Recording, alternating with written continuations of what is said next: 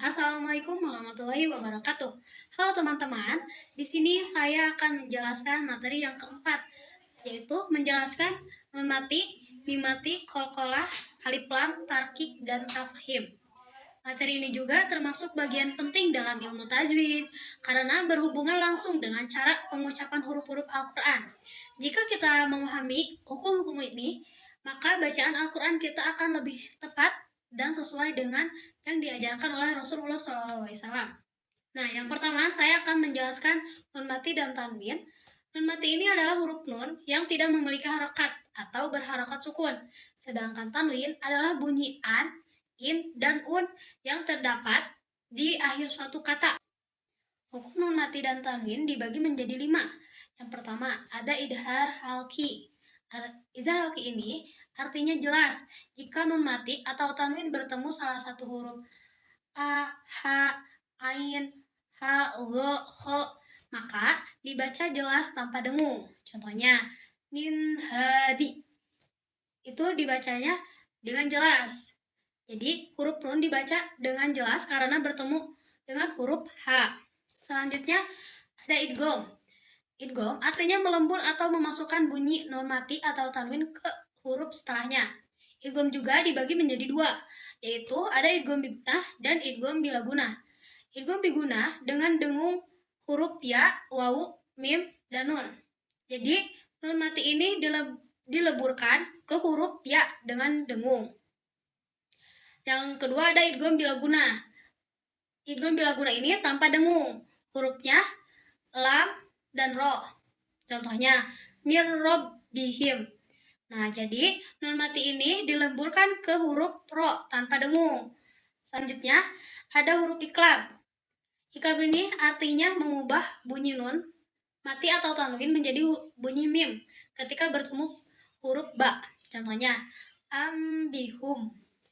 Jadi nun mati ini berubah menjadi mim dan dibaca dengung. Selanjutnya ada ikhfa. Ikhfa artinya samar-samar. Jika nun mati atau tanwin bertemu salah satu dari 15 huruf ikhfa, maka antara jelas dan dengung. Jadi dibacanya harus jelas dan dengung. Selanjutnya ada mim mati. Mim mati ini adalah huruf mim yang berharakat sukun. Mim mati juga memiliki 3 hukum. Yang pertama, ikhfa sapawi, idgham mimi, dan izhar sapawi. Yang pertama, izhar sapawi terjadi ketika mim bertemu huruf ba. Jadi, mim dibaca samar dengan dengung. Selanjutnya ada idgham mimi. Terjadi ketika mim mati bertemu huruf mim. Jadi, mim pertama masuk ke mim kedua dibaca dengung. Yang ketiga ada izhar sapawi. Terjadi ketika mim mati bertemu selain huruf mim dan ba. Jadi, mim dibaca jelas tanpa dengung. Selanjutnya ada qalqalah. Qalqalah adalah bacaan yang menentukan suara ketika membaca huruf qalqalah yang bersukun. Huruf qalqalah juga ada 5 huruf, yaitu ko, to, ba, jim, dan dal. Disingkat jadi baju di toko. Nah, qalqalah dibagi menjadi 2. Yang pertama ada qalqalah sugro. Terjadi ketika huruf qalqalah berada di tengah kata dan bersukunkan. Jadi, huruf jim ini dibaca dengan pantulan ringan. Kalau qalqalah kubro ini terjadi jika huruf qalqalah berada di akhir kata dan dibaca waqaf. Contohnya al-falaq. Jadi, pantulan suara lebih kuat dibandingkan qalqalah sugro. Selanjutnya ada alif lam. Alif lam ini adalah huruf alif dan lam yang sering berada di awal kata. Yang pertama, alif lam ini dibagi menjadi 2. Yang pertama, alif lam komariah, huruf lam dibaca jelas dengan huruf ada 14. Contohnya al-qamar. Jadi, huruf lam ini dibaca dengan jelas. Yang kedua ada alif lam samsiah. Huruf lam ini tidak dibaca karena huruf setelahnya. Contohnya asyamsu. Jadi huruf lam ini tidak dibaca dan langsung masuk ke huruf shin. Selanjutnya ada huruf tarkik. Tarkik ini adalah huruf bacaan dengan suara tipis atau ringan. Tarkik juga biasanya terjadi pada huruf ro dalam kondisi tertentu.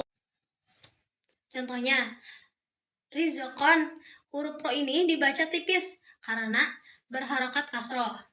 Tarkik ini membuat bacaan terdengar lembut dan sesuai dengan aturan tajwidnya. Selanjutnya ada huruf tafkhim. Tafkhim ini juga adalah membaca huruf dengan suara yang tebal atau berat.